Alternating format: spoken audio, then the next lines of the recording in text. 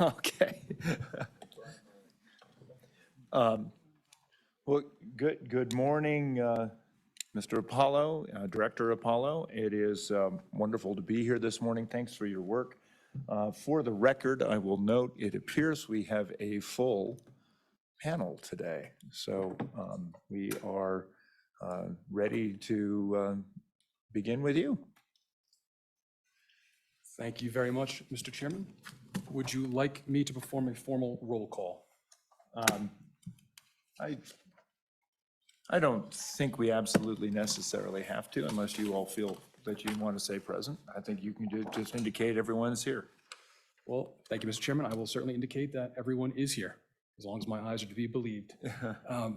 Everyone should have a folder in front of them with today's agenda and all of their supporting documentation. I'd like to thank everyone for their time today. I also will quickly shout out Brian with ETS. It looks like we have closed captions and the transcript running for this discussion. Thank you very much. And I think with that being said, one quick last operational note. For the attendees in the crowd, please do sign in on the sign-in sheets in the back of the room, and agendas are printed out there as well. Materials are available through scanning the QR code electronically.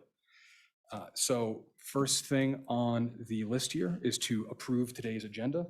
So quickly walk through it. We'll review the minutes from our previous meeting of the Stable Token Commission held on October 19th. Then I'll quickly go through some of the prior approvals. Most of these were either presented and approved or amended and approved at the last discussion. There is one other policy I'd like to dive in and make a few more edits that I'll propose to the commission here regarding the spending authority policy, which is the kind of the important piece we pulled out of the expense management and disclosure policy presented at the last meeting. I'll perform a bit of an agency update. There is some interesting happenings in the stable token industry around the world, so we'll go through some of those headlines. We'll go through the monthly budget memo. Happy to take any feedback on how that document looks, but again, this would be in response to the commission's desire to see what reimbursements and expenses have been approved under my purview following last month's discussion. We'll quickly recap the legislative report delivered to the Select Committee on November 1st, as well as their response. And then I think we'll spend the bulk of our time going through the procurement section here as we get ready to send RFIs and RFPs out to potential vendors. We'll cover off on next steps, have public comment, which will be limiting to 5 minutes per speaking party today. And then we'll quickly go over what meetings are coming up next. That is today's agenda. Thank you.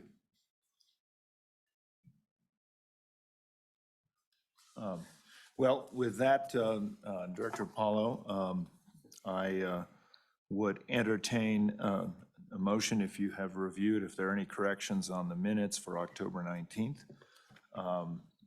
Or I guess we can approve today's agenda first. Let me just put that. Any changes in today's agenda? Hearing none, I entertain a motion to approve the agenda. So moved. Second? Is there a second? Second. Second. Moved by, I think, David Pope, and seconded by Auditor Racinas. All in favor signify by saying aye. Aye. Motion carries. I would next, if you've had a chance to review the minutes, if there are any corrections, I would entertain those now. If not, I'd entertain a motion to accept the minutes. Been moved by Commissioner Naves. Is there a second? Second. It's been seconded by Treasurer Meyer. All in favor signify by saying aye. Aye. Nays. The motion carries. The minutes are accepted. Thank you, Mr. Chairman. With that step complete, I will go on to the section of your agenda titled Prior Approvals. Most of these will just be a quick recap, and then we'll discuss some suggestions to one of the policies presented at the last meeting. So at the last discussion, we approved the minutes for our meeting on September 7th, Stable Token Commission number 5, as presented. We then reviewed Stable Token Commission number 6 minutes. That is the October 4th special meeting that we had. One edit was made to reflect one of the commissioners' existing relationships with a potential candidate we had for external counsel. Those were also approved. The RFP template that was presented by Commissioner Naves was approved as to form. And then the subcommittee code of conduct was revised and approved as well. So for all of those documentation, all that documentation where we have a document, track changes in a new version, all of that has been uploaded to our website at stabletoken.wyo.gov. So there's full transparency for the public on what edits have been made and the current status of all of those documents. The last piece here on private approvals is what was formerly known as the expense management and disclosure policy. This was the fairly large document that I shared that had a number of different features to it.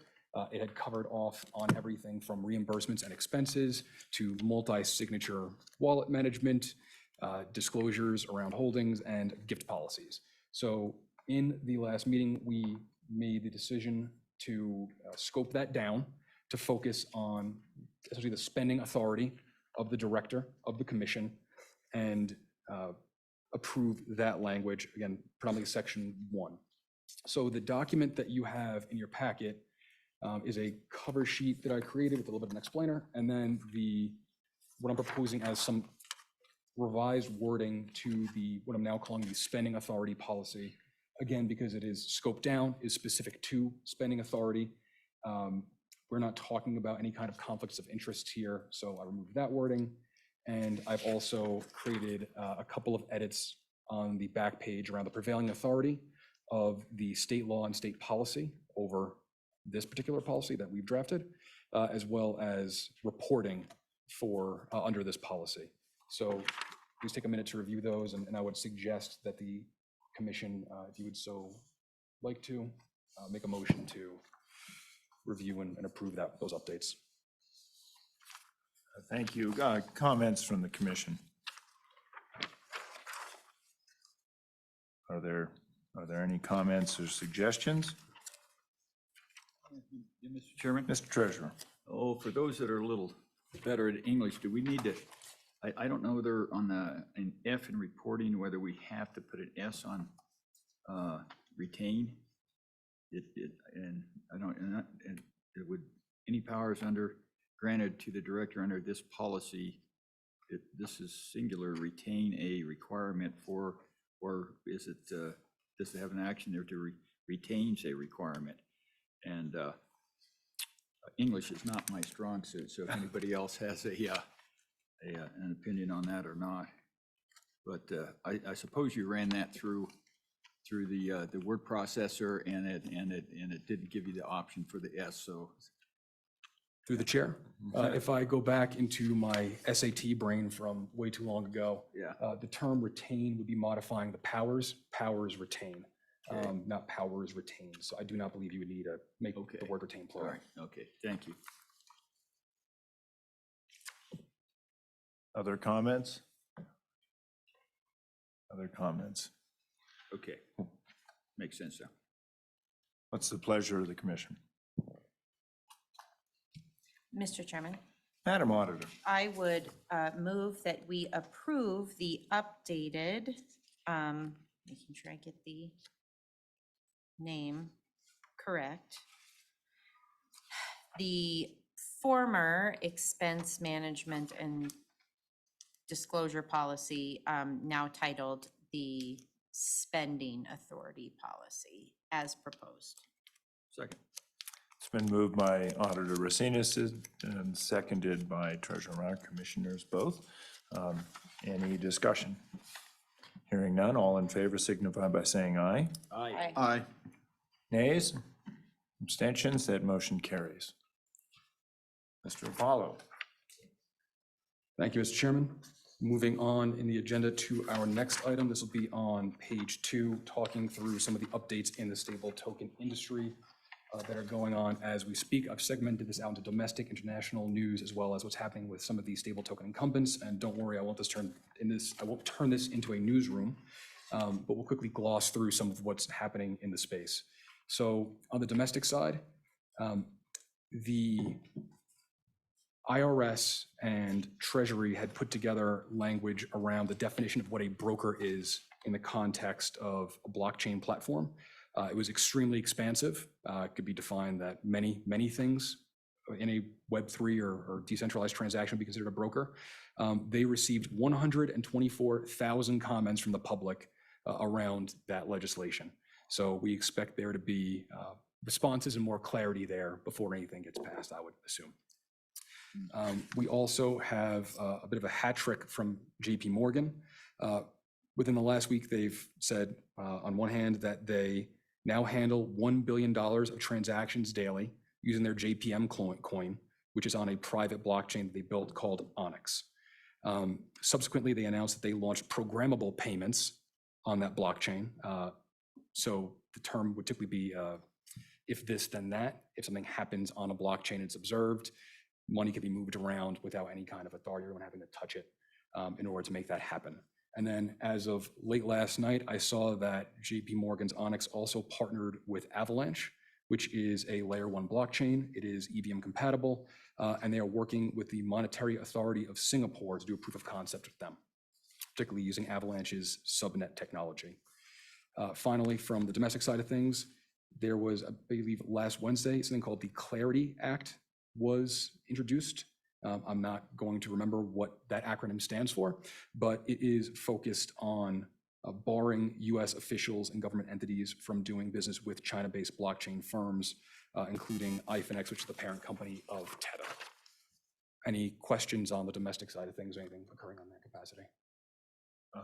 I have a question which perhaps you don't know, but we have an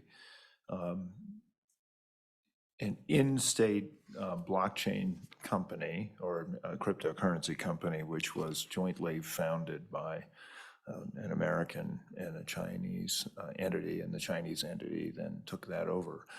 Do we know if that effectively curtails their activities in Wyoming? I am not sure. Thank you, Mr. Chairman. I am not sure that it would, based on the current drafting of it. I'd also say that it's not actually passed yet. This is introduced legislation. So if you want to look at it, I'm happy to. I am aware of the situation you're referring to, and I think that would be an interesting, nuanced use case to look at. Yeah, thank you. Mr. Chairman? Mr. Pope, Commissioner Pope. Mr. Apollo, on the IRS, those are proposed regs under section 6045. And as proposed regs, that means that's policy that the IRS may choose to follow in audits and definitions until they finalize the regs. And so is there any thought as to how that would affect us? Through the chair, I am not sure at this point in time if it would. It would, I think, be more applicable to some of the vendors you might be talking to in the near future. If you're, a digital wallet facilitating a transaction, you might be considered a broker under these very broad rules. And again, to your point, it sounds like your opinion is the IRS would be of its own kind of, they would have their own thoughts about who to pursue, where and when and how. And that's uncertainty on top of uncertainty from my perspective, which is why I think there was such a large pushback against some of this. I mean, a 6-digit number of comments. I'm not sure how often that happens in the current scenario. If you have follow-up. Okay, thank you. Further questions? Very good, thanks. Thank you, Mr. Chairman. Moving on to some international news. The Financial Conduct Authority, or FCA, as well as the Bank of England, published their proposals for regulating stablecoins last week. It is a bit of a mirror of the EU's Markets in Crypto Act, or MiCA. It's also a fairly robust set of 2 documents, so I haven't had a chance to go through quite yet, but they're moving forward on this as well. Commissioner Naves, I will quickly turn it over to you. I know you had a chance to review some of it. It sounds like you did, and you have probably some more insights than I do, so I would invite you to add comment there. Thank you, Anthony. No, your statement is accurate. These are brand new proposals. As the commission may be aware, the United Kingdom, upon separation from the EU, started developing its own regulations around digital assets, And there have been several discussions around what would be the prudential treatment for the different types of assets, as well as blockchain technology. So they have recently issued these proposed regulations, which are under review, under consideration, very close to what the EU is adopting, to Anthony's point around MiCA, to ensure consistency in the block. However, we should remain attentive to what foreign jurisdictions tend towards regulation of stable coins in particular, to ensure that our progress in the issuance of WST is in line with expectations from international regulators as well.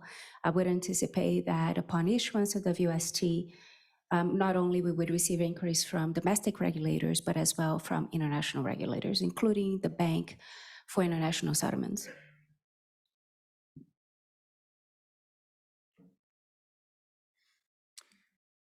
Thank you. Speaking of the Bank for International Settlements, that was the next item on my list. They published what is a bit of an opinion piece called "Will the Real Stablecoin Please Stand Up?" That one's a little bit more digestible, but it does essentially assess the current stable token market, focused on its ability to store value and pointing out some gaps that there are in those structures, which is why some of these stable tokens have seen fluctuations along the way. And the last piece of what qualifies international news here is Elliptic and several other companies like Chainalysis have pushed back on the narrative around cryptocurrency funding Hamas's operations. We'll keep this quick, but I know it did come up at the last discussion that there is concern around cryptocurrency being used to fund terrorism. Unfortunately, when the articles that announced that were written, they qualified the funding as the entirety of an exchange's operations, or volume rather than tracking specific wallets. So numbers that were posted in terms of tens of millions of dollars might be as low as tens of thousands of dollars. And there's much more documentation about that. And everything I'm talking about right now should be hosted on our site under a section called News and Reports. If it's not there, that might just be an access issue. I'll just move something after our discussion today, but all these things I'm referencing now should be publicly available for whoever's interested to read them. Great. Further questions, comments? Color? Yes, Mr. Treasurer. I guess, just a comment on the funding of terrorism, the $6 billion that went to Iran, that was all dollars, that wasn't cryptocurrency, so, and there's any fungible asset, can fund terrorism. So even NFTs to a certain extent, I suppose, can be in the area of that and actually get into to money laundering.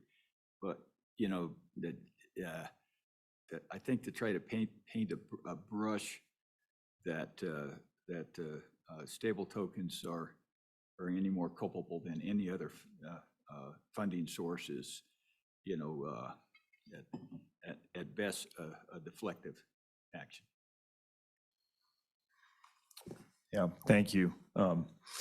And Anthony, it might come up later, but I think we talked about this at some point. Are there opportunities to geofence operations? Thank you, Mr. Chairman. Thank you, Mr. Treasurer. To a certain extent, using things like tracking IP addresses, it's not an exact science. People can spoof IP addresses using virtual private networks or VPNs, but my belief is even if it's not something we do for legal purposes, we would actually almost probably like to geofence things to begin with, if only to, as we kind of like slowly roll out a Wyoming stable token, make sure we have a finite pool of people who are involved with that so you could track things and stress test it before we go very broad. Many websites, if you go to different marketplaces, decentralized marketplaces, they will actively geofence you. Similar to the way gambling sites do it. You need to be in certain states to do certain things or abroad to do certain things. Many cryptocurrency issuers, in terms of private companies that have done ICOs, they typically geofence and raise capital outside the United States. Thank you. Any further questions? Okay. Mr. Chairman? Oh, sorry. I do have one observation, and this is what bothered me about the IRS's proposed regs. One of the definitions of broker includes persons who regularly offer to redeem digital assets that were created or issued by that person. And person in this context can mean either a natural person or an entity of some sort. So I do believe this affects us to a certain extent, and so I think we do need to consider those regs as we move forward. Very good. Thank you, Commissioner. Thank you, Mr. Chairman, and agreed with that prior statement. Last piece of news here is just around the incumbents, the other stable token issuers who I am monitoring. From the Tether side, they issued about 4 billion more USDTs in the last several weeks. From the Circle side, there are new rumblings and rumors that they will be once again looking to potentially go public via SPAC, which they had looked into in the past and then kind of pulled that back, but that might be on the table again in the near future. And also of note, Circle, it sounds like they are pulling back on their stable token minting for retail customers and keeping their work to institutional retailers. I would also add that Paxos did very much the same thing recently. So this might be an opportunity if we can figure this out for retail where others are pulling back, we can move forward, in my opinion. And the final note here is regarding PayPal. They announced in their Q3 10K that they received a subpoena from the SEC regarding their PayPal stablecoin. The subpoena requests the production of documents. They are cooperating with the SEC in connection with this request. That's all the detail we have on that one. And that is everything I wanted to share from news around the world, all things stable token. Thank you. Further questions? Commissioner Wallace. Thank you, Mr. Chairman. Just a quick question. As far as, have there been any recent depegging of any stable coins that you're aware of? Through the chair, thank you for your question, Commissioner Wallace. I am not aware of any depegging events that have occurred recently of any stable token of note. There could be ones that are algorithmically generated that have dipped up and down, but from the fiat-backed ones that I'm monitoring, not that I'm aware of.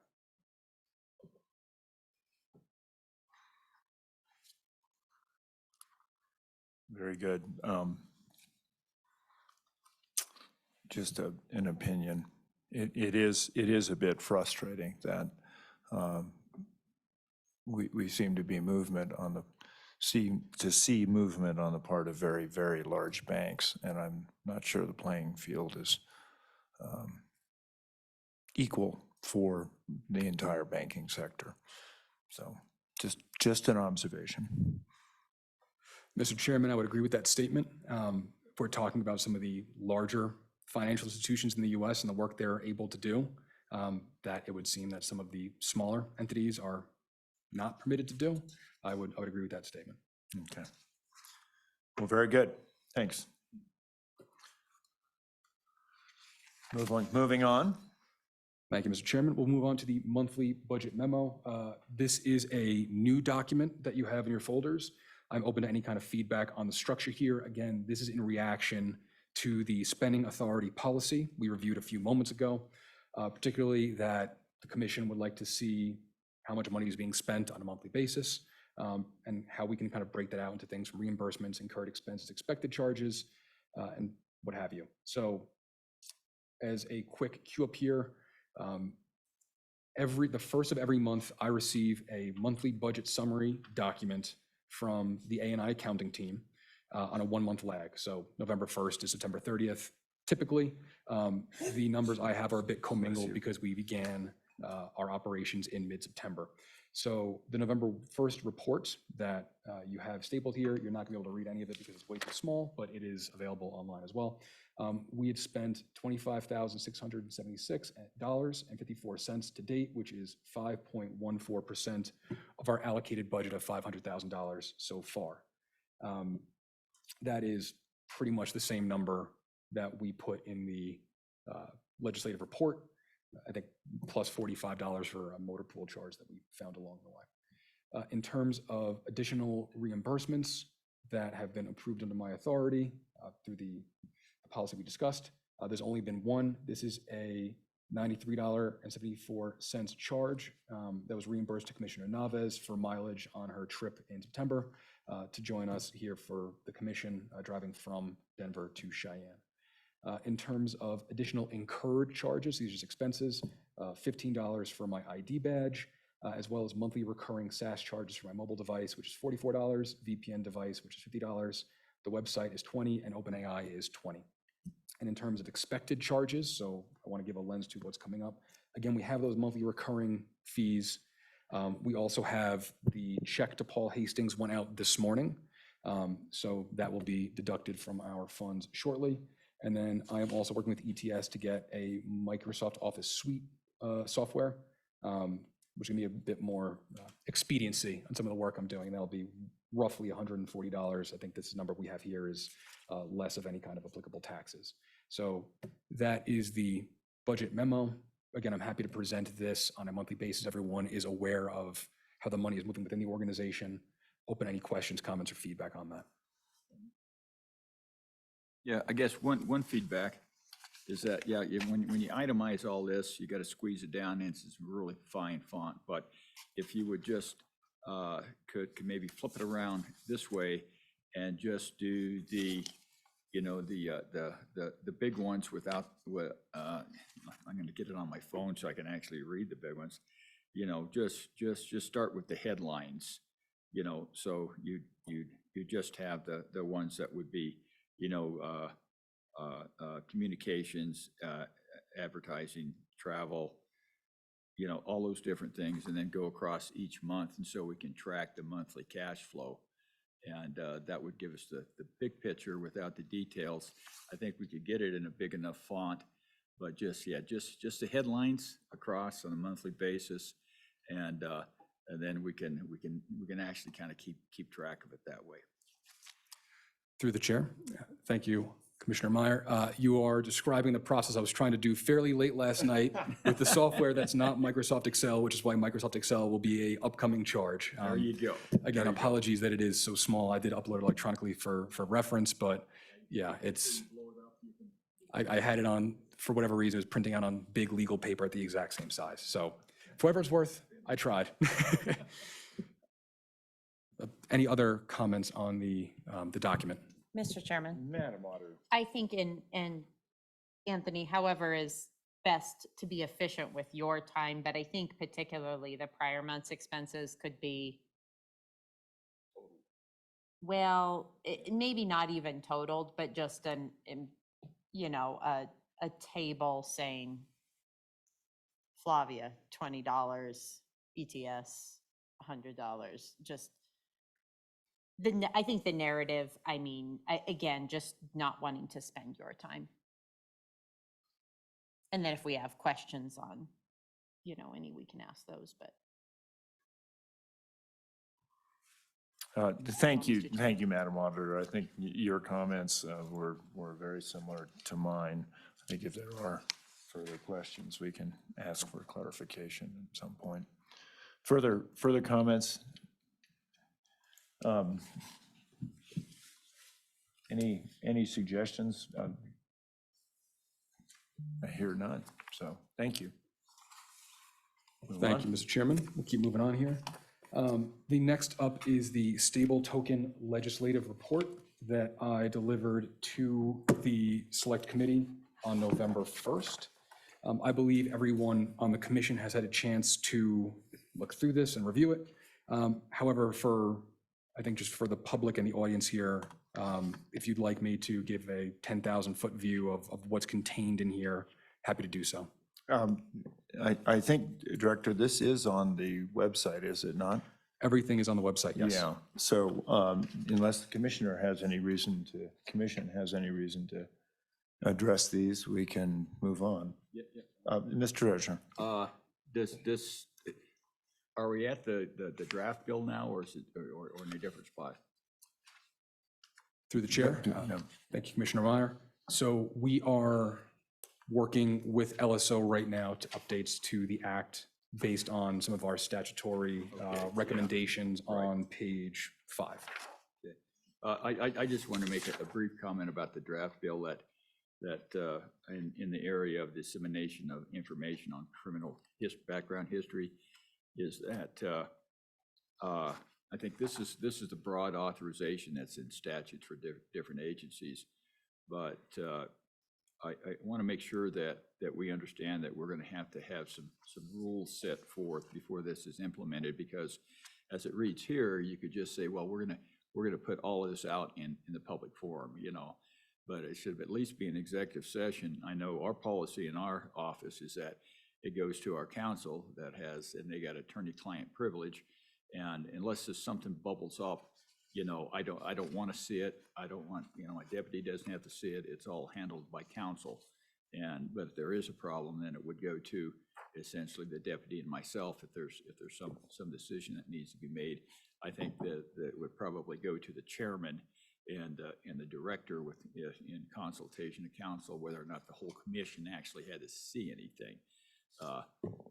Because there's just circumstances that, you know, it's always in executive session, the personnel issues, but we need to know that when this is actually put into place, we should actually kind of, I think, front load it with the rules, so we don't have any embarrassing moments for people. So, Director. Through the chair.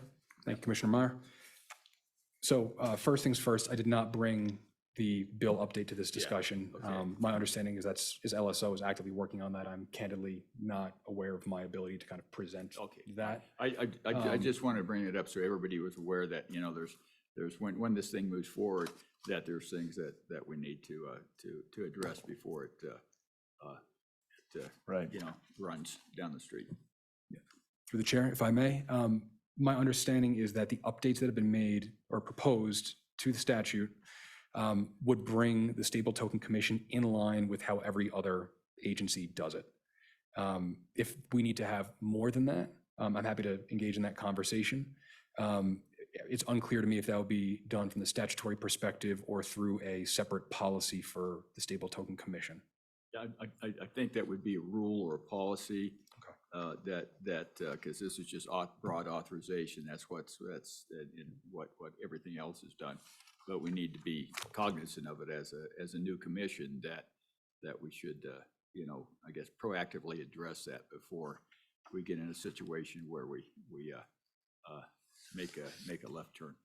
And Mr. Treasurer, I think it's a good point. I am not familiar with the bill. It's been a while since I looked at it enough to be able to say whether there's rulemaking capacities for this commission. There should be. So I think there, Yes. if there are, those would be two additions to that portion. But appreciate that. Thanks. Further comments, considerations? Okay. Very good. Thank you, Mr. Chairman. Returning back to the legislative report for just a moment, not the report itself, but the Select Committee's response to the report. 1 week after our delivery of that, on November 8th, we received a letter from the Select Committee to the Stable Token Commission, thanking us for providing the report, and also stating that we believe the Commission has thoroughly endeavored to issue a Wyoming stable token and has met its obligations required by Chapter 185, Section 2A of the 2023 Wyoming Session Laws. All what that essentially means is regarding our desire or remit to issue a token by December 31st. We know we essentially have endeavored to do that, and that has been essentially met. So all that to say, we do not have any need nor desire at this point to rush to issue something by the end of the year. And that has been formally waived by the Select Committee, thanks to all the work the Commission has done. So thank you. Yeah, thank you. That was welcome and good news. And just to put one last note on this, and I'll put a bow on it, the Select Committee also wants us to perform the work necessary to achieve a widespread release as quickly as is prudent, and also encourage a multi-chain, technology-neutral approach. So I also believe in that capacity, we don't need to select a chain, an initial chain to launch on. I believe you can move into the RFI and RFP process, which we'll talk about next. having that kind of agnostic outlook and move forward more openly than I think we may have suggested at the end of the last meeting we had.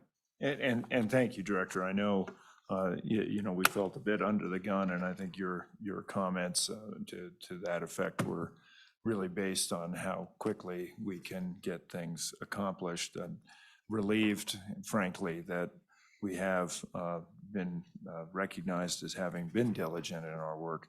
And I also think with a, as yet, a little bit uncertain regulatory federal framework, all of that works in our favor. Thank you, Mr. Chairman. I would agree. Happy to move on to the next segment, which Please. will be procurement. This is where I believe we'll spend probably the majority of today's time. Hey, Governor, I have one question, Anthony. Commissioner Thank you. Naves. Yes, thank you so much. Anthony, as we progress towards the beta versions of this token prior to public launch, the commission should review chains for the first initial development stage. As you know, tokens just don't get issued into the air. They need to be issued, coded into a chain for native issuance. So while a multi-chain approach has been discussed and recommended as being one that will ensure adoption for this token, there will be a chain that will inevitably have to be chosen for initial issuance. So this commission will have to review at that time and consider the appropriate chain for that initial issuance. Director. Thank you, Mr. Chairman, through the chair. Commissioner Naves, fully agree. I think one of the things we would discuss not maybe in the next segment here, but specifically during the RFP drafting, one of the things we discussed during our last meeting was the rubric for how we're going to grade vendors on their offerings. And I think how this will likely manifest is a rubric inside a rubric, where our data analysis around different chains is one of the inputs into an RFP that would go to a potential vendor for consideration. That would be part of the whole matrix of decisions we need to make. Commissioner. Yeah, thank you, Governor. And Anthony, as you know, some of these chains are fully decentralized. So we may have an issue addressing RFPs to certain chains. So we're going to have to consider, the commission, we need to consider that time how to address that. Very good. And Director. Through the chair, again, understood and agreed. I think the way that will manifest is having to identify different teams that are building on those specific chains almost as consultants or developers, if we were to go that route.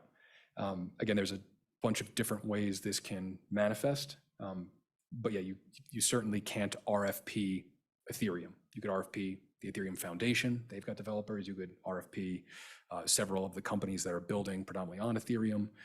But there's also plenty of different vendors that are already multi-chain or on different platforms as well. So the options are certainly there. Very good.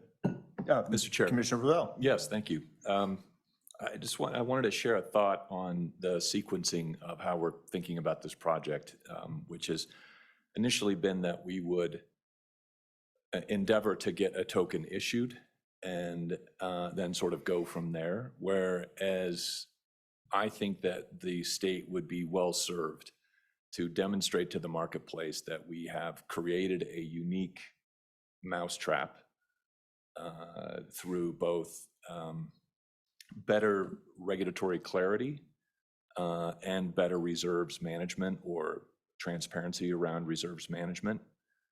Demonstrate that to the marketplace and then ask for either single parties or consortium of parties to come forward and to build their Wyoming stable token infrastructure around what we've demonstrated.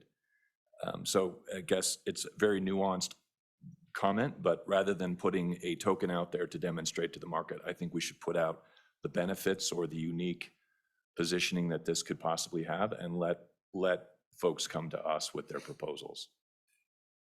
It's an interesting thought, Commissioner. Thank you. Director. Thank you, Mr. Chairman.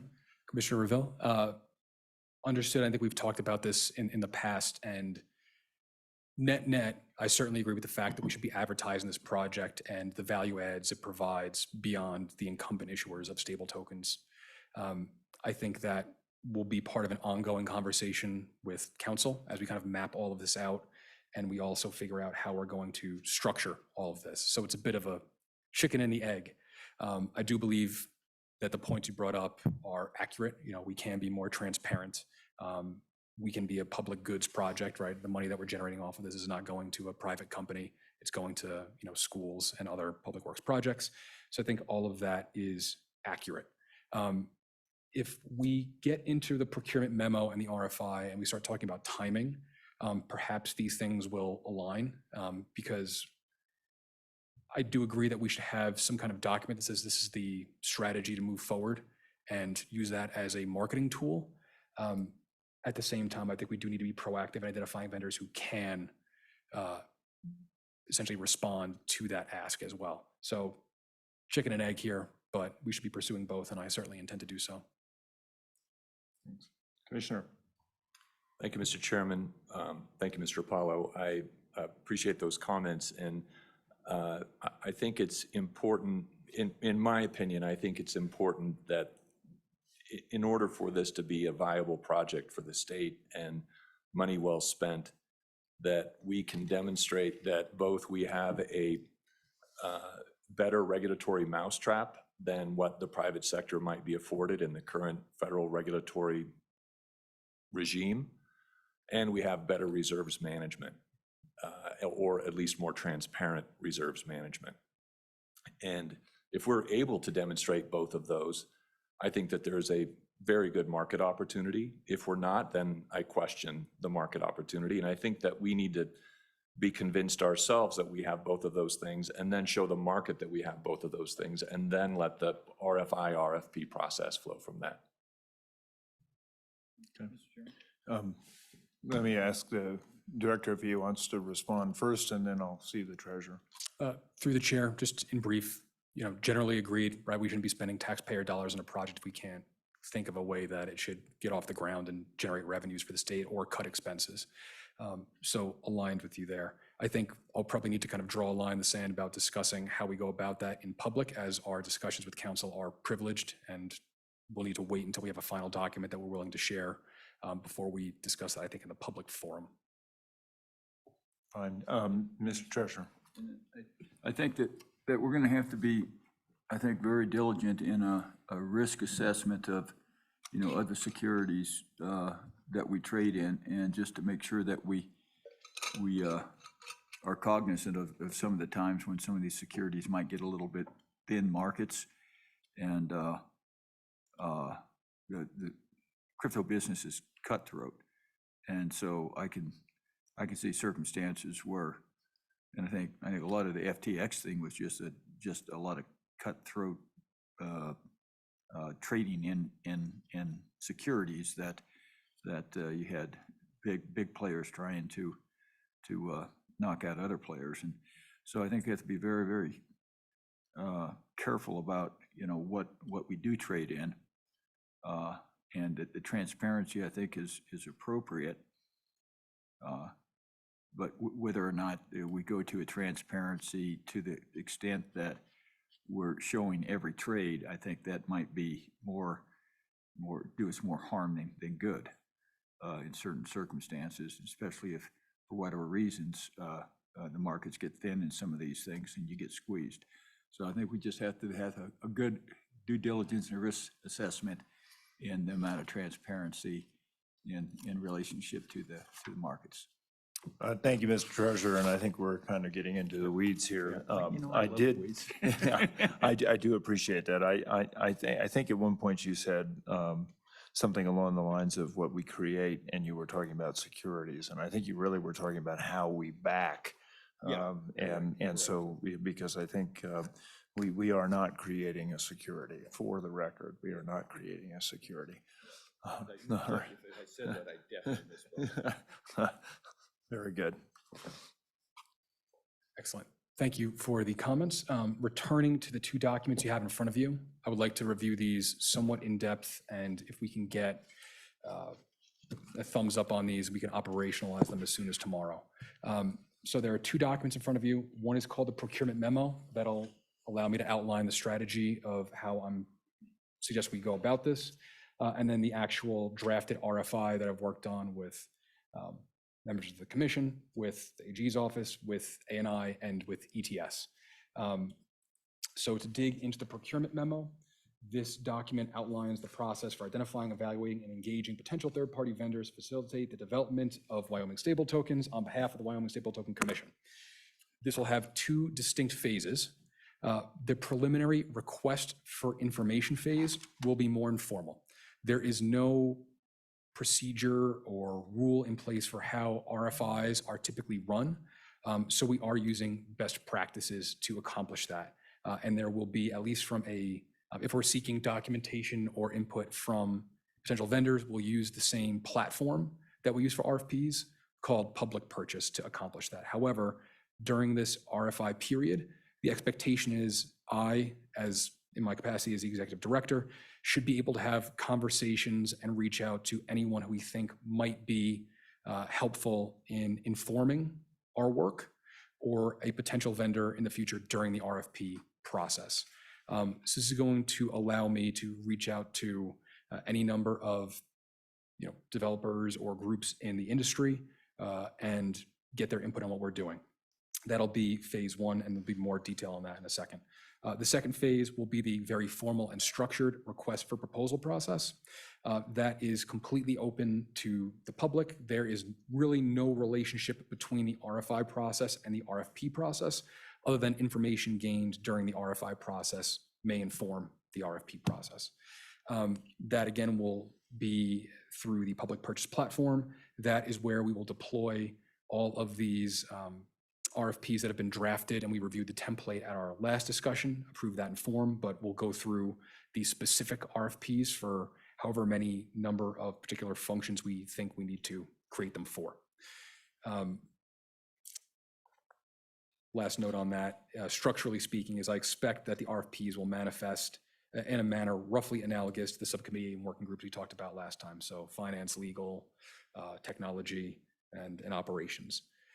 Some considerations: I will be responsible for coordinating outreach and responses from request recipients. RFIs will be blockchain agnostic as we consider core features and supporting infrastructure on respective platforms. A vendor's ability to perform multiple functions required will be considered a value add. So if you hear the term system integrator as we go through this, that's the role of a party that could accomplish multiple functions that we're looking for. So rather than going for, I think, 17 different providers, we could bring that down to hopefully a single-digit number. Information received from any request will be used to refine our proposed budget. And an evaluation committee will be established to review the RFPs, which is expected to include both commission members and independent subject matter experts. So flipping over flipping over page 2 will be more on the RFIs, but happy to do any questions, take any questions off the top. So let me ask commissioners if they have any concerns or considerations. Commissioner Navis. Thank you, Governor. So Anthony, just clarifying, because you mentioned the term system integrator, which is going to be an important role in this process for the commission, obviously. I want to differentiate that from the term. Sometimes I get confused with the term issuer. You can discuss the technical issuance versus the legal issuance. So for clarity, under the Act, the state of Wyoming remains the legal issuer of this token, is the party responsible for managing the reserves and the liability to the holders, is the only one that can portray itself as the issuer of WST. No other party could. Now, if you have technical issuers, which are the parties that are behind the curtains helping the state do that issuance, I want to make sure that there's clarity on that term. Sometimes those things can get confused as people use the term issuer. So that's an important point to highlight. But as we move on, Anthony, and thank you again for putting this memo. I had a chance to read that in anticipation of the meeting. I just want to, first of all, I have a couple comments, and I'll take them in order so that you have an opportunity to respond. So first of all, number one is, why do we believe that we need to separate the steps, right? From an RFI first, and then to an RFP.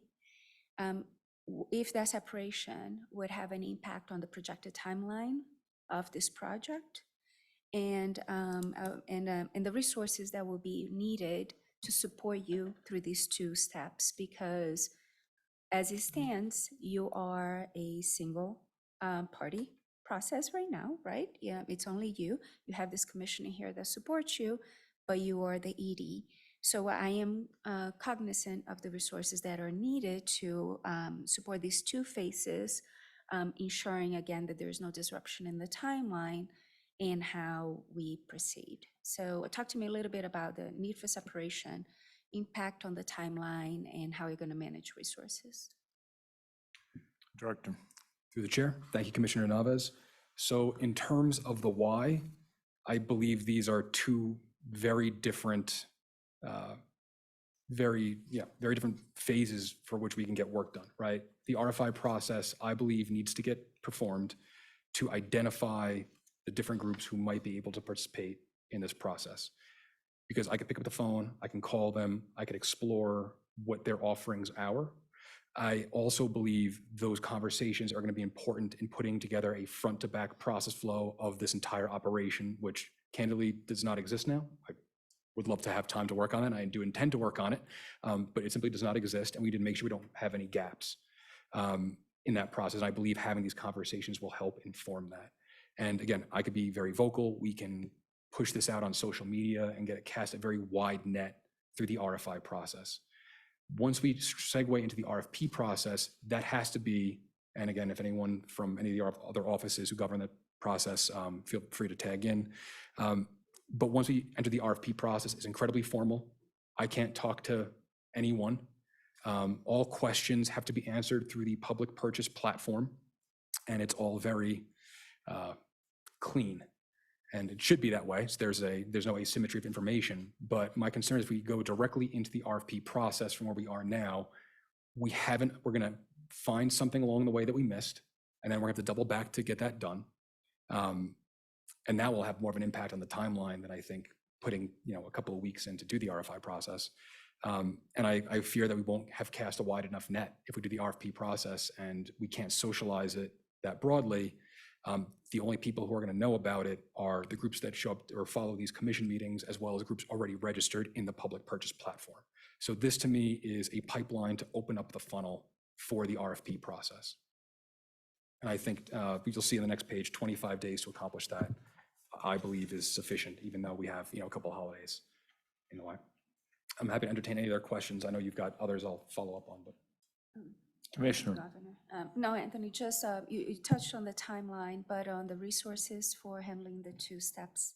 Do you want to talk a little bit more? Absolutely. Well, I do want to, through the chair, thank you, Commissioner Naves. I do want to touch on the timeline in a little bit more granular detail. You'll see here that I've budgeted 25 days for the RFI process. That'll take us through the first third of December, with the hope that between December 11th and 14th, I can consolidate the information and present that to the commission at our next meeting on December 14th, along with any RFPs that need to be drafted by that time, right? So net, and I'm getting a little ahead of myself now, I believe that my job for the next month is solely to focus on the RFPs and our work with council on very much the marketing document that Commissioner Reville mentioned earlier. I believe 25 days is sufficient to get that done. And I've put in the work with all the representative teams to get set up in public purchase. That can go live. ETS is aware of this as well. They need to hit the buttons on their side. I've lined all that up. So this is ready to go. As long as we approve these documents, this is functionally ready to go tomorrow.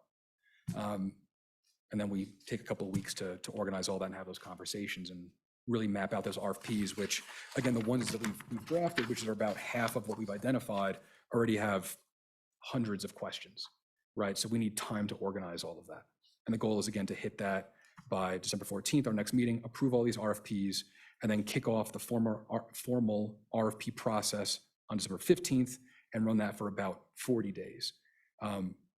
That way, by the end of January, we have an idea of who we want to work with, and we'll have an idea of the budget. So when we go into the Appropriations Committee, which I understand is in February, we'll have a concrete number to provide rather than something like a range that we've given them in our report that went to the legislature. So that's the timeline. Commissioner Revelle.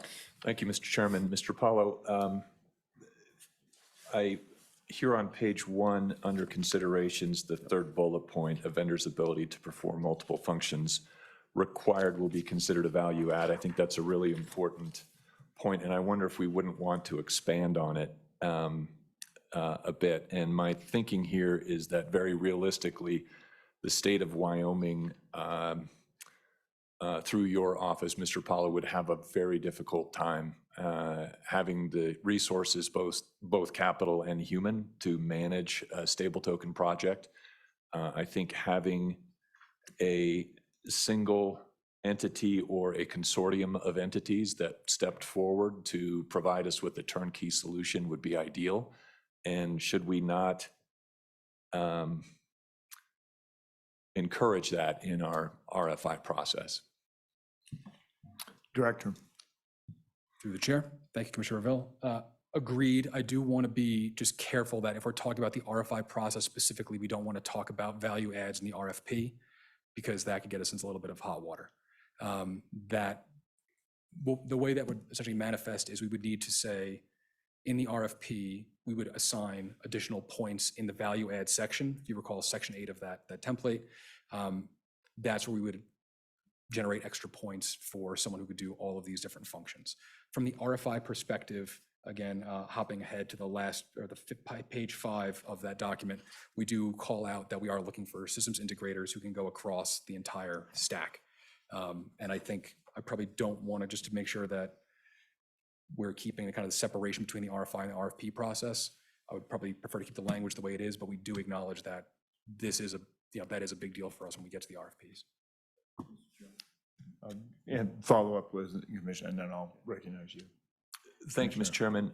Thank you, Mr. Apollo. I appreciate that clarification, and I understand the intricacies between the RFI and RFP. And we do touch on it here, that it would be considered a value add for a sole vendor to perform multiple functions. Do we want to encourage groups to form consortiums and come to us as a group? That's my question. Director. Through the chair. Thank you, Commissioner Revelle. It's a great comment. I don't have a great response to that. I would have no opposition to a group putting together a consortium to accomplish that. I just don't know how much instruction we would want to provide them to do that from our side. I think if they want to avail themselves of that option, then that would be fantastic. You know, if they're putting in the work and they're say, hey, we could just possibly stress test it, and here's how we can see a demonstration of it. Excellent. But I think if we were to give that guidance, that might get a little finicky. And if we were trying to tell multiple vendors that we've met to get together themselves, that might be a little dicey. I don't know how that would work necessarily. Okay. I'm fine. Thank you. Okay, Points thank you. made. Ms. Thanks. Treasurer. I think this is an evolutionary process as far as the construct of how we run this out. I think in the early phases, a vendor's ability to perform multiple functions is a positive. But I think we do have to realize that if you have a vendor of multiple functions, then you have maybe a half dozen single points of failure in one vendor. And so, I take as we do our investing, we wouldn't have all of our eggs in one private equity manager. We have basically percentages of capital that we're going to put in an asset, and then we parse that out to limit our exposure and get a diverse amount of philosophies and a diverse amount of ways that it's invested. So I think in the beginning, it's for simplicity's sake, that's a plus. But as you build something with resiliency, you're going to have to get rid of the single points of failure. And to do that, you're going to have multiple vendors in the same area. And so I think you look at it as I say, as an evolution, and be cognizant that if you're going to be bulletproof, you got to build to be bulletproof in the end. Thank you, Mr. Chairman. Thank you. Director, you have a response? Thank you, Mr. Chairman. To respond directly to Commissioner Meyer, agreed. It will evolve over time. If this thing is, if this operation is making tremendous sums of money for the state in the future, there's an opportunity to bring more and more functions in-house, right? And bring the skill set internal that can kind of perpetually run it. That may be some years off, right? And we need to kind of build ourselves up to that. And then just quickly kind of reverting back, Commissioner Ville, to your comment, I'm not in any way, I want to make sure my last comment wasn't out of place. I'm in no way, shape, or form opposed to having consortiums involved. I just don't know how we want to advertise that. I'm looking at the bullet. I think a vendor, just kind of adding the wording, a vendor, parenthetical, or consortium of vendors' ability to perform multiple functions, keep the rest. I think I'm happy to add that. Commissioner Revelle, was that Yes, sir. Yep. Yeah, I like that. Thank you. very good? Commissioner Pope? Thank you, Mr. Chairman. Mr. Apollo, I want to just kind of clarify all of this in my mind. This process is meant to give us a very good, very solid understanding of the depth and breadth of a vendor's capabilities and their ideas of how this should be constructed and played out. So if we have a vendor that has a large amount of depth and breadth and capabilities, then we're able to identify those through this process and essentially use some of their knowledge and suggestions in the overall design. Is that kind of the way you see this? Director. Through the chair, that would be correct, Commissioner Pope. Our goal is to find out who's building what and status of that platform, that product, how long it's been in development for, how stress tested it is, the clients they have. This is the RFI process really enables us to go on a fact-finding mission proactively to figure all that out. Whereas the RFP process, we will have dozens and dozens of questions. Again, Commissioners Naves and Commissioner Ville and Brian Bishop have been incredibly helpful in drafting some of those. But those will be kind of more of a rigid process. And the goal for the RFIs is to explore what all of these potential vendors can bring to the table. And also, it's going to inform how we construct the rubric for the RFPs. Because as we pursue different functions, we touched on this at a high level in the last meeting, but this will probably make it more clear.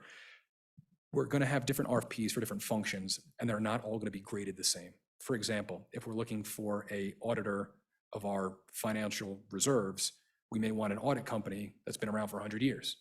And we may weight that more than we would weight the age of a given company if we're looking for an audit of code, because this technology has only been around for about a decade if we're talking about smart contracts. So there'll be different weights to all of these different RFPs that will manifest through the rubrics that we're putting together. And I believe the RFI process will help inform that greatly. Thank you. David? No. Okay. All right, Commissioners, I think if there are no further comments, Commissioner Revelle. Thank you, Mr. Chairman. I just want to zero in on the estimated duration of 25 days and take into account the holiday period immediately ahead of us and then again in December. And I think that this RFI stage is, while I think we're all endeavoring to move as quickly as possible, I think this RFI stage is going to be very important in order to instruct our RFP process and to identify who might step forward that could provide us more of a turnkey solution around each of the underlying chains. And so I wouldn't want to necessarily limit our ability to take full advantage of the RFI process and just ask the question, is that realistic? And Director, please go ahead and respond. I have an opinion on this as well. Thank you, Mr. Chairman. Commissioner Ville, I believe it's enough. I think there's already enough teams kind of chomping at the bit to speak with us about this. And those are just the ones that have reached out proactively. There are plenty more of the groups out there who just may not be aware of where we are in the process, or they may be working on very similar initiatives overseas and may be interested in what a domestic version of what they're already working on looks like. And I will also add, and this is my personal opinion here, the caliber of groups we should seek to work with should be ready to provide this information extremely quickly. They should have clients that they could point us to. They should have pitch materials. They should have, whatever we're going to ask for. And for the RFI, it's, to be clear, if you look at the appendix, we're not asking for a ton of information there. That'll be through the RFP process where you can, talk about the duration for that. I candidly believe 25 days starting tomorrow is sufficient to get this done. That's my personal opinion. Again, it has to the commission to figure out what that should be. But I'm of the personal opinion that we can get everybody in the pool that quickly. Commissioner?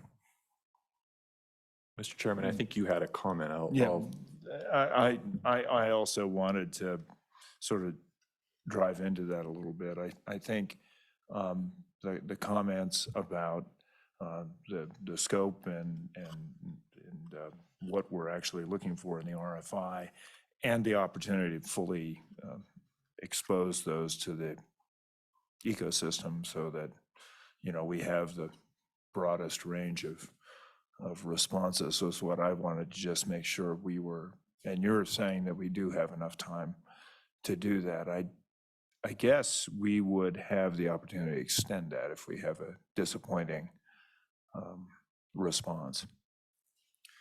Thank you, Mr. Chairman. Yes, the RFI process, we could certainly extend that. That would, again, I just want to be cognizant of then pushing back the RFP process, which would have an impact on when we're able to ascertain a realistic budget, which we would get in front of the Budget Commission in the early next year. So there are still some, what I would refer to as deadlines. I'm candidly not clear how far, things like budget can be pushed, but for the purposes of the RFI or the RFP, as long as you're really treating everybody the same in this process, I think you're fine to extend those. It's my understanding. Okay, and thank you for that. I guess the other issue is the opportunity to review the materials. I think December 11th or so was when you figured we'd have the results. You would then review those and presumably circulate them to the commissioners with observations. Mr. Chairman, that's correct. I do believe some of this information will likely be privileged if we're learning about, the cost these are going to provide. Some may want to give us demos and even show us code. That I expect would be privileged communications. But yes, to package this all up and present it as here's what's available in this ecosystem, that's how I'm approaching this. Again, I want to be very, very specific that there is no necessarily a connection between the RFI and the RFP. So it's not like I'm gonna create something and present it and say, hey, this is the direction we need to go in with these vendors in the RFP process. That's not how this is allowed to work. I know you all know this, but just saying for the record. But yes, that is how I would go about it and saying, I believe that, we have this pool of vendors, they provide these functions. Here's how we could structure this. That'll inform the RFPs, then we get those distributed. And so, commissioners, as we look at the timelines that are contemplated in this memo, and we, think about that, I guess and I do appreciate the issue is how do we get a good answer for the appropriation process for the February session. But I think what's contemplated here is receiving responses December 10th, 11th, 12th, somewhere in that line, and then being able to go out for RFP. For commissioners who are particularly savvy about this, does that feel like an adequate time to review materials? I'm sure, Director, you'll have really cognizant and thoughtful and cogent comments on this, but I'm just curious about our ability to responsibly review that before we issue an RFP. So, Commissioner Revelle. Mr. Chairman, when you qualified us as particularly savvy, that immediately disqualifies me from answering, but I am concerned about the setting an expectation for the timing for two reasons. The first is that going back to the comments that we discussed earlier about the sequencing of how we present this to the marketplace of vendors, is that I think we should have a very clear, cogent description of what Wyoming has to offer as the issuer partner to a group.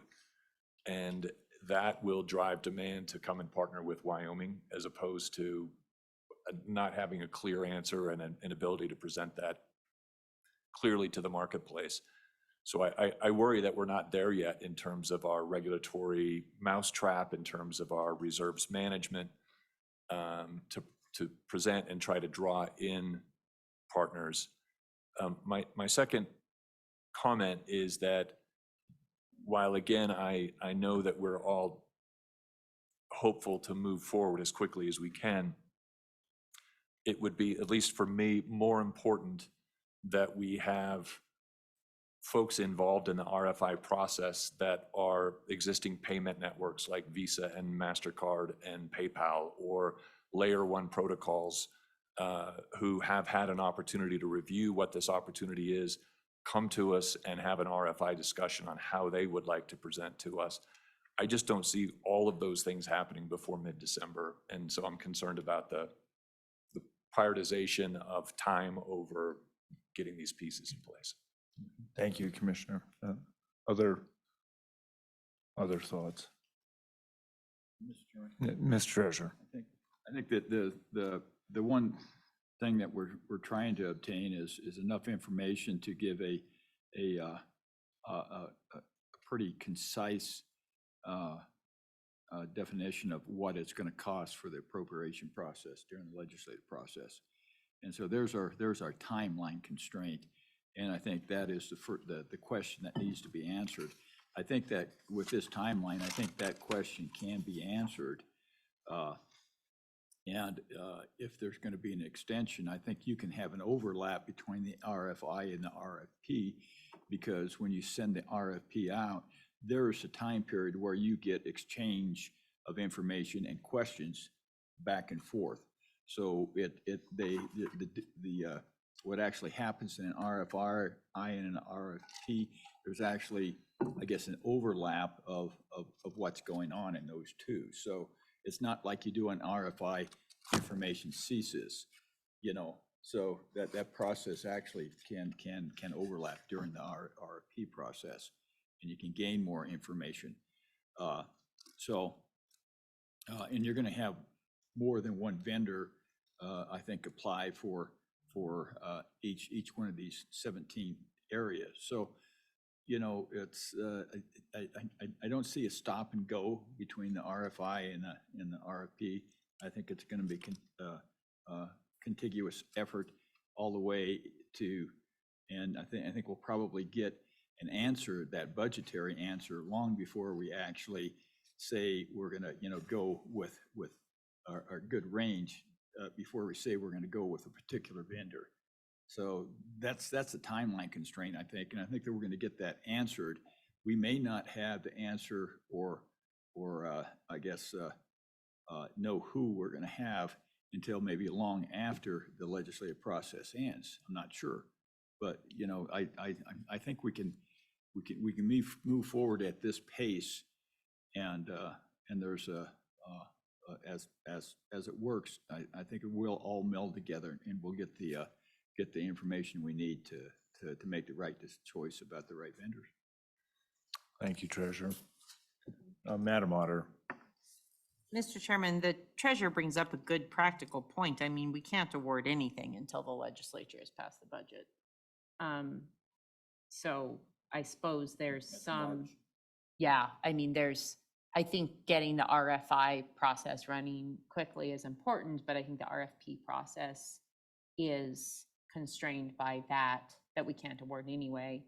And I like your thought of doing them concurrently, but I don't know that that's practical, because as the director mentioned, once we start the RFP process, I mean, you mentioned that you can't talk to anybody, but none of us can talk to anybody either. Once that RFP goes, that's my understanding, is none of us can interact with anybody who's applying.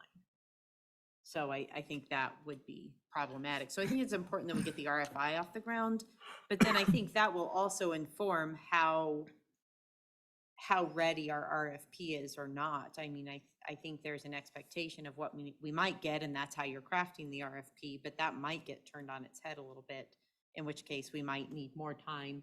I would note that all of our budget hearings are on the 12th of December, so probably nobody's going to be in a super good place to spend hours reviewing it on the between the 11th and the 14th, but just a note.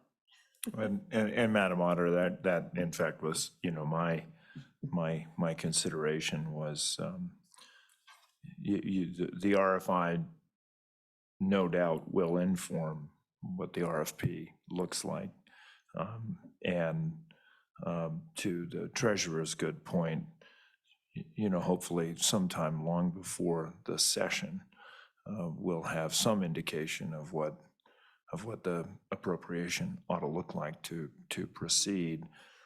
And I suppose if we put a, you know, give us this, we're not holding you to this, but what do you think all this is going to cost in the RFI could be construed as awfully close to an RFP. So, but if there is a way to work that in to at least give us some sense of this, just in terms of value proposition, that might be something we could incorporate, which would help inform, I guess, Director Apollo, I guess my thought here is things are moving so quickly, both on the technological front and in the regulatory framework, that having the opportunity to fully digest what the RFI is able to do is probably going to be a good thing, which doesn't mean we're sort of going off after Christmas or whatever, but I do think maybe we can, and I know this is a contemplated timeline, but I think I agree with the RFI going immediately so that we at least get that information as quickly as possible. Let the director and then Ms. Treasurer. Thank you, Mr. Chairman. I'll keep it quick. If we do want to launch the RFI process quickly, we need to have a due date on it. Yeah. So that's kind of my main concern right now. I would also make one quick comment, which is the December 11th date I put here is so we have a couple of days to consolidate information and present it to the commission on our meeting on the 14th. I am not entirely sure how some of these meetings got scheduled, but would suggest perhaps we move the next commission meeting to a little bit further into December to give us more time to do the RFIs. And I'd be willing to do that if the other commissioners are so inclined, but Mr. Treasurer.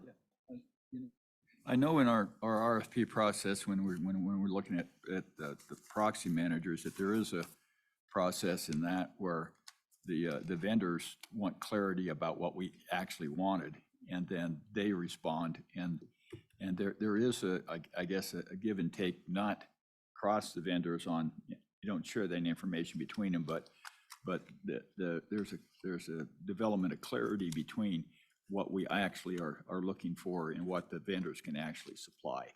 So that's the communication that I was talking about, that in the information, then that gives you more clarity, I think, when it comes down to being able to rank the different vendors, because those things start sorting out in different areas and categories that as of a matrix that you can actually develop the winners and losers out of it, or at least a way to make an informed decision.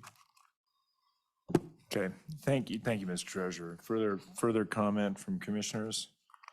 Mr. Chairman? Chairman? Oh, Down here? yeah, Commissioner Wallace, Thank sorry. you. Thank you. I guess the one part that's missing for me in all of this is part of that RFP process. We're talking about all the appropriations and what the expense is going to be, but if you're looking at spending money, I think in my mind, we need to show the legislature that there's going to be a way to reimburse the state of Wyoming. So do we have the income projections included as part of that expense as well? Director. Thank you, Mr. Chairman. Thank you, Commissioner Wallace. I'm happy to work on that exercise. Actually, one of the things that kind of got de-scoped from the report was a little bit of a back of the envelope math about how much this project can generate. I think most people in this room are better mathematicians than I am, but with a 5.5% interest rate, if we get 1% of a $125 billion market we sit on those T-bills for a year, we'll make enough money to cover all this and more. right? So I'm happy to do the exercise and stress and throw a couple models together and do some stress testing on it. But that is kind of the, for lack of a better term, ammunition I would expect to bring to the Appropriations Committee. Thank you. Thank you, Commissioner Wallace. And the one area, Director, that does concern me, that is statutory, is the mandatory 102%, or the 2% over 100. And I'm just not sure that's adequate. So we may want to further noodle on that. Thank you, Mr. Chairman. I would add, if you would like to noodle on that, we do on Monday have a meeting with the Select Committee, who's been doing some noodling themselves. So perhaps we want to suggest those changes sooner rather than later so that come Monday, we can make those adjustments to the statute. Great. You know, I'm particularly thoughtful of Commissioner Navas's comments about how important it is that you meet the obligations that are there. So, Mr. Chairman? very good. Yes, Madam, or Mr. Director. Yeah. I was looking at Commissioner Navas, so, yeah. All good. I would also add that, if we wanted to make that change, I would recommend we do it sooner rather than later in a environment where high interest rates are prevailing for the time being. We don't know when that will go back down. Yeah. We should proactively reserve as much as we think is, or the commission thinks is appropriate. And if we need to pare back in the future when we move back down the curve, then so be it. Yeah. Thank you. Commissioner Navas. Governor and Anthony, obviously, as we continue that revision, it's just good to take a look at prior patterns of redemption at times of distress. That's usually when you see, Jeff, to your question about depegging, that's usually when you see stable tokens depegging is when there's a high time of stress in the market and uncertainty whether the issuer will be able to meet its obligations for redemption. That's the only time in which you will depeg, right? So if we look back at what happened, not for FTX, but you will see when Terra Luna failed, the change between Tether holdings into USDC holdings, and then when Silicon Valley Bank failed, the impact to USDC holdings. So doing an analysis, which were actually summarized somehow in that research paper from the Bank for International Settlements, it's important to look at that to build the proper reserve, including the buffer that is added above the money that is held on behalf of stablecoin holders to ensure proper redemption on a daily basis. Because when you're meeting redemption requests, the ability to promptly, and there's no statutory definition what promptly means, but is usually perceived as T+2, transaction +2. The ability to do that is really important for the perception that this token is stable, right? If our ability to redeem is delayed by different factors, including our reserve management policy or investment approach, that could impact the stability of the token. Thank you, Commissioner. Well, very good. Commissioner Pope. Thank you, Mr. Chairman. And I guess I'm going to echo what I think I hear are some other concerns. I have not really seen, and I don't believe we have spent the time developing financial models in this yet. And I think they are extraordinarily necessary. I don't know what in the proposed budget request, what our burn rate on that is going to be. I would love to see a graph across multiple years of projected income versus projected expenses and against what the resources will be. And I think in my mind, I'm flying a little blind here on that, on these on the expectations. I don't know what is supporting those expectations. And so I would encourage us as soon as possible to begin working on those models. Even if they have to be adjusted down the road, we have to have some concept of where this is going on the financial side. Thank you, Commissioner Pope. And Director, I think that's probably something we can work on a bit concurrently. It would be nice actually to get that framework in place because it can be adjusted over time as it becomes more, I guess, informed. So, very good. Further comment? Hearing none. What is your suggestion now? Do we want to formally adopt this procurement as amended, as the good Commissioner Revelle put forward, or is this informative enough? Well, I think we can take this on consensus unless you feel a need to have a formal.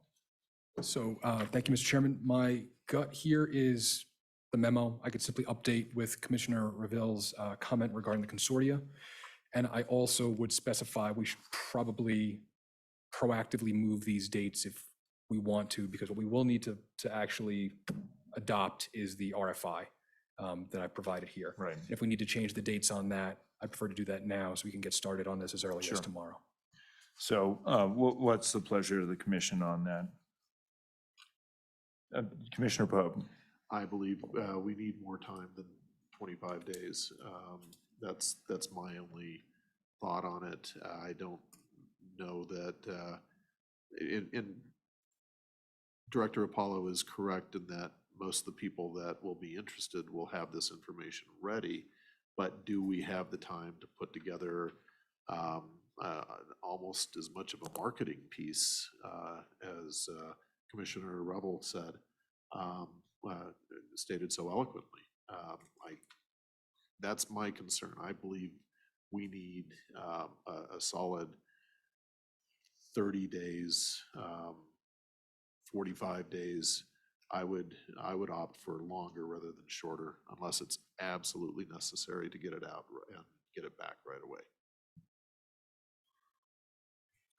Further comments?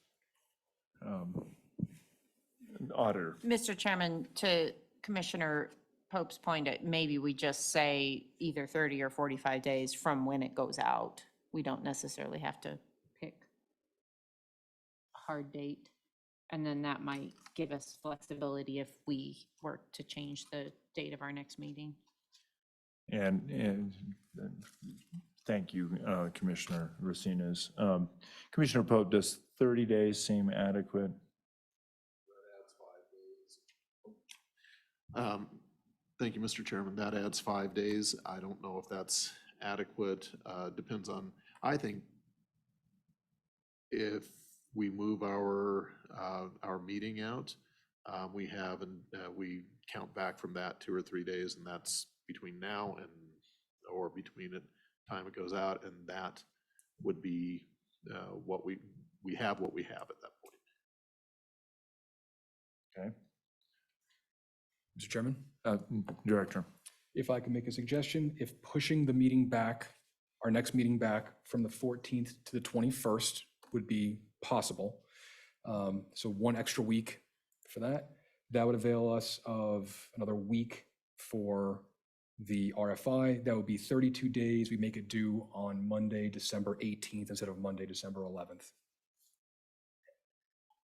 Would still be a fairly tight time frame to turn the documentation around to the commission and digest it and opine on it by the 21st. And again, I am cognizant at that point you run to the holidays.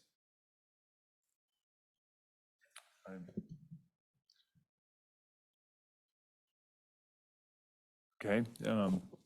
What's the pleasure of the commission? So the 21st is the date of the meeting, is what you're suggesting? Mr. Chairman, Director? if calendars are open for Right. Thursday, the 21st, Yeah. yes. Okay. What further thoughts? That sounds good. All right.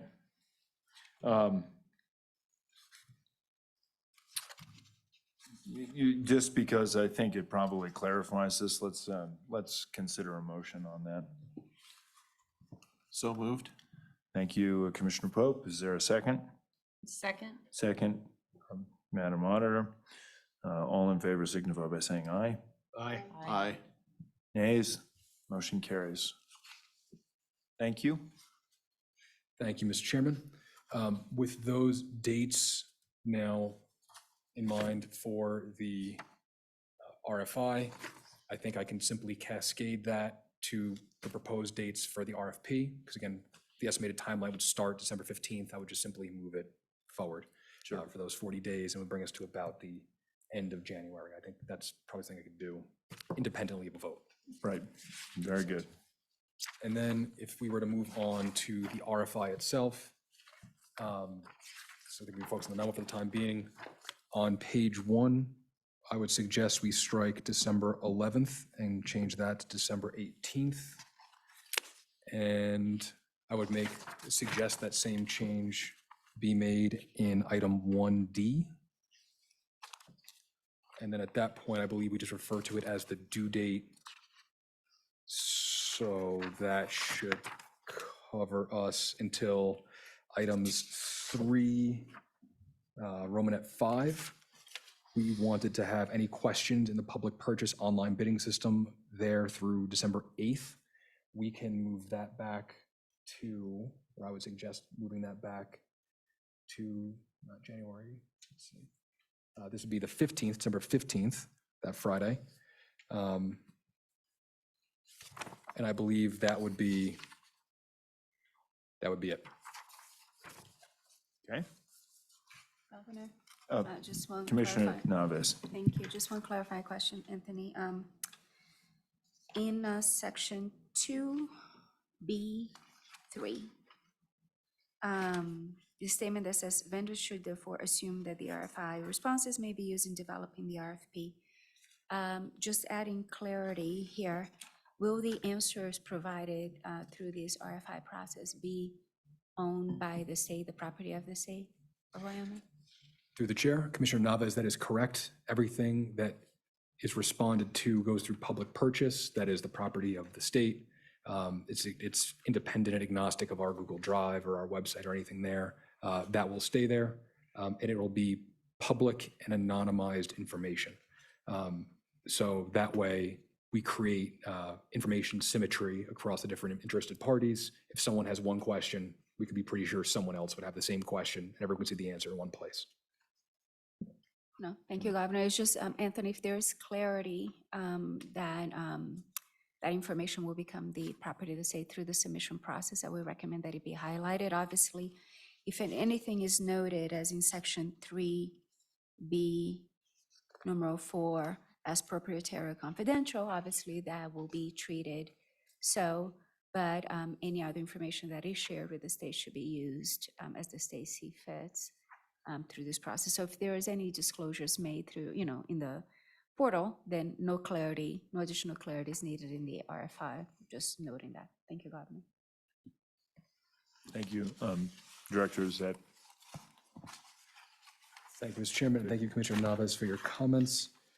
Commissioner Naves, would you like to add wording in item 2B, Romanet 3, add a sub-item 1 that would just state explicitly any information provided by the vendor will become property of the state?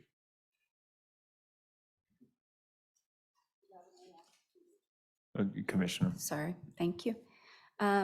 So I was thinking that that sentence will be rephrased as follows. Vendors should therefore assume that RFI responses will become property of the state, and in parentheses, subject to section 3B4, close parentheses, it may be used in developing the RFP. Thank you, Governor. Commissioners, I know we're sort of working the draft now. I'm prepared to go into a formal session of sort of motions and amendments, but I just, as we're working this the way we are, I think we're probably okay, just to make sure that we give the opportunity for people who might want to respond to the recommendations. Are there responses or thoughts to either Director Apollo's suggested changes or the language that Commissioner Naves just put forward? I don't hear any. All right, for the record. Very good. Director. Mr. Chairman, I think perhaps reverting back to one of Commissioner Navis's earlier points from the morning, perhaps it makes sense to call out specifically that a systems integrator would, while they may be a party responsible for performing a number of services, they would not be considered the issuer. I don't think we call that out anywhere in here specifically. I'm happy to, for example, just put an asterisk on systems integrator, and then under the table where we have all of our functions, define the asterisk as, you know, the Wyoming Stable Token Commission is the only legal issuer of Wyoming stable tokens, something like that. And- Commissioner and- Meyer. And as issue with that means we can also, we're the only people that burn them. Excuse me? This is, yeah. Through the chair, Commissioner Meyer, that legally, and again, this would probably require a bit more thought than off the cuff, but first blush is legally that should be the case. However, I don't know if there's any way in a decentralized environment, if someone receives one Wyoming stable token and they send it to what's called a 0x address, essentially it's a black hole on a blockchain, you can send your money there and that would functionally burn it. I don't know if we would consider that to be the case legally. Commissioner Navis, I think I would defer to your expertise here.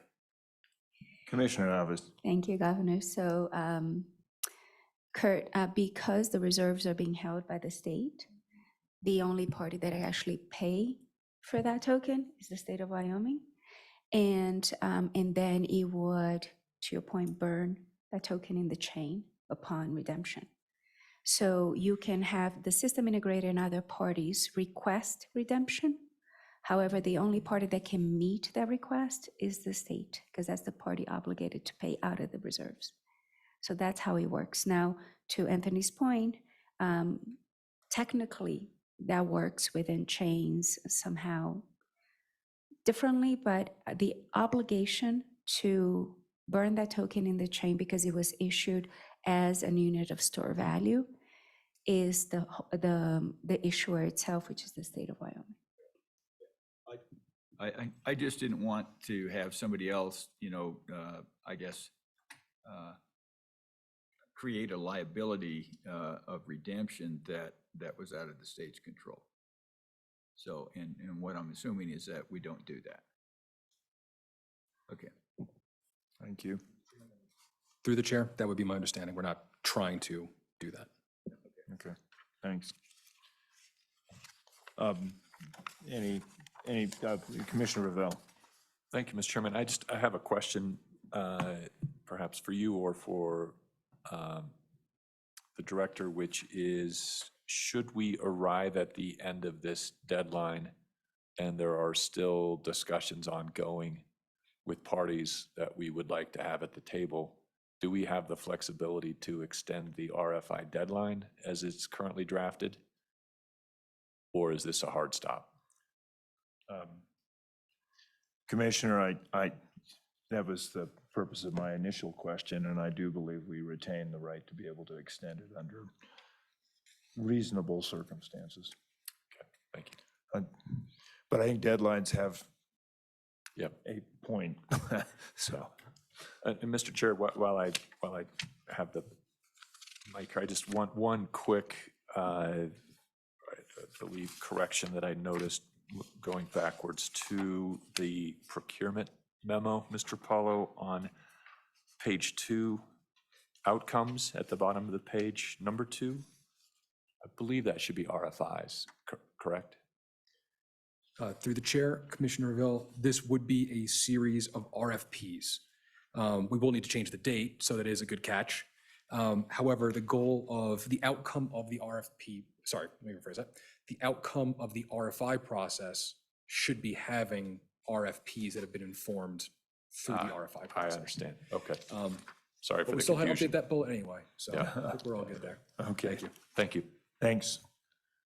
Further comments. So I think we've talked about the recommendations the director had on changing dates. I think we have also talked about Commissioner Navez's recommended language. And I think we now have before us, without a commission understanding, the recommendation to put an asterisk about the issuer. And so do you want to try to go through that again so we can have some formal recognition of that? Thank you, Mr. Chairman. Happy to do so.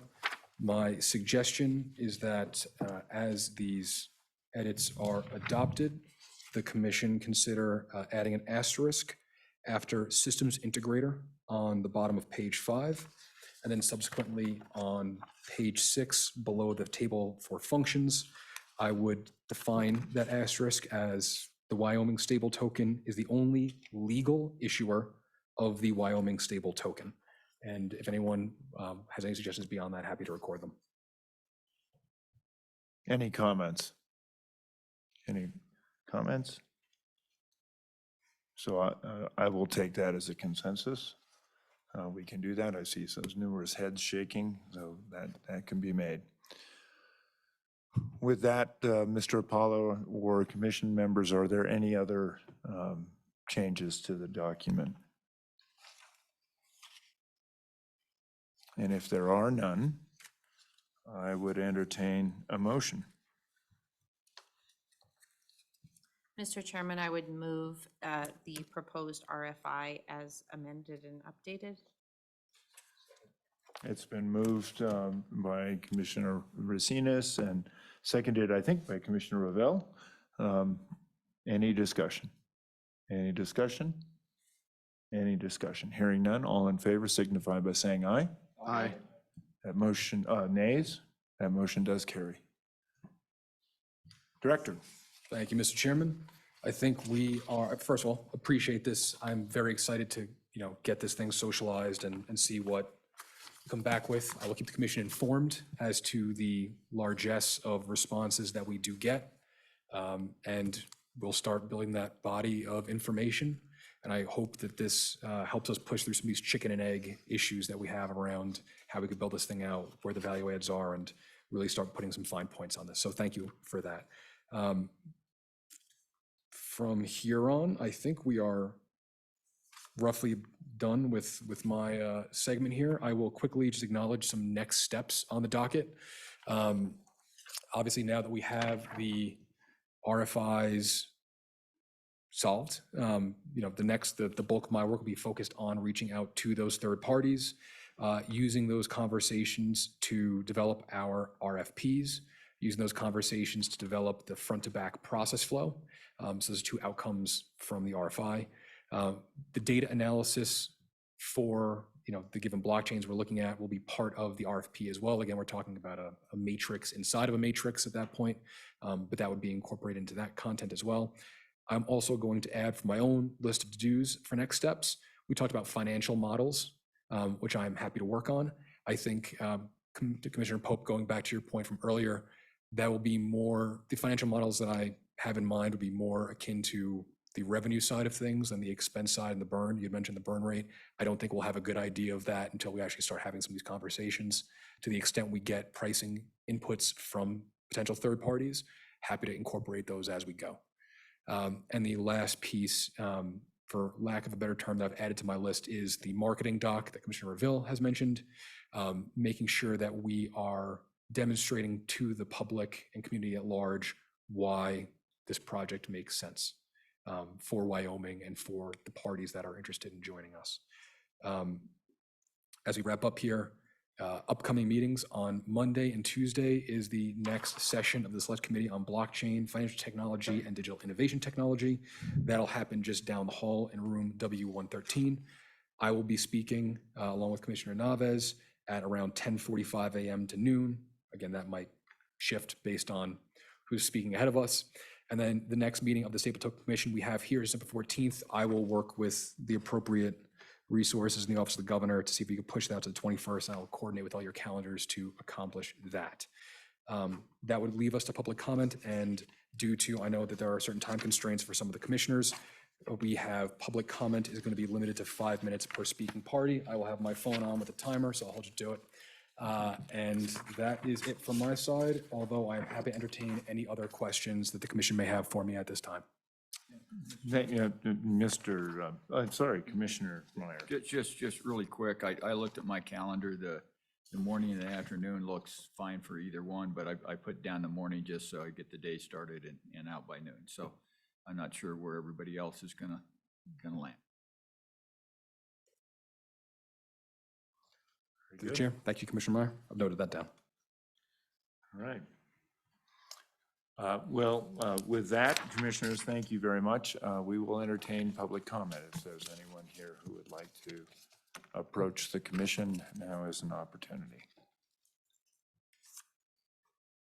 I will ask one more time if there is anyone who, please, if come forward.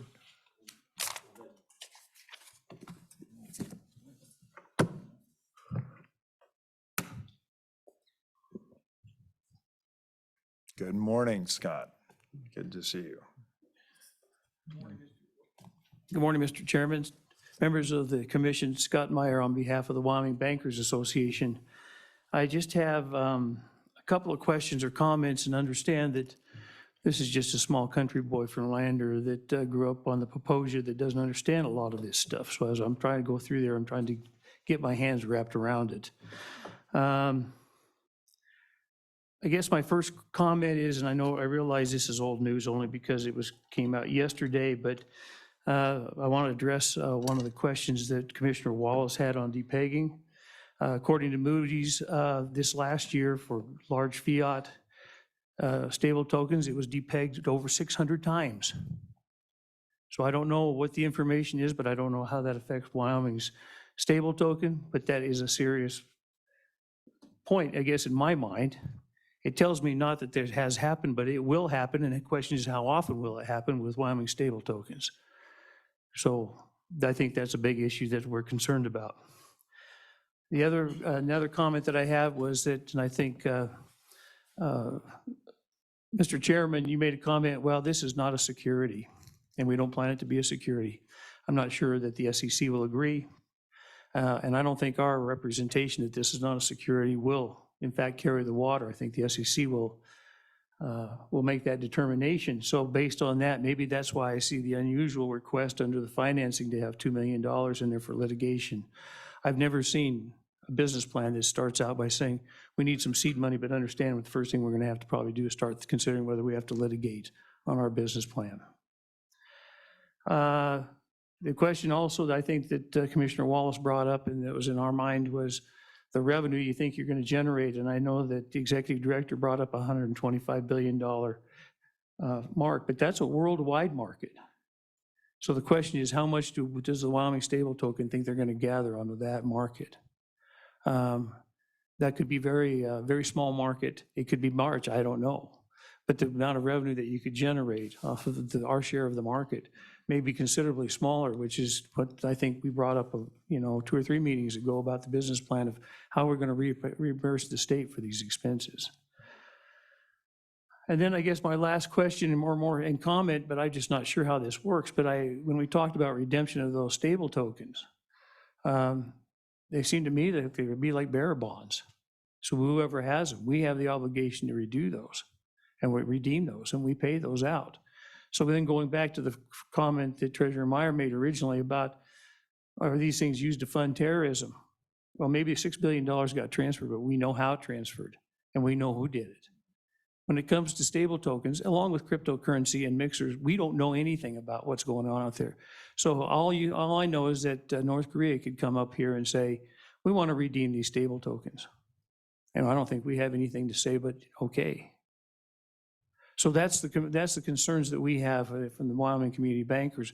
We're just skeptical enough to say, I'm not sure where this is going and what risk this poses, not only to the state of Wyoming, but also to your community banks, because I don't know how this all fits in. Thank you, Mr. Meyer. Just a quick response. My biggest concern is for our community banks and their ability, because I think they're pressed by all forces right now.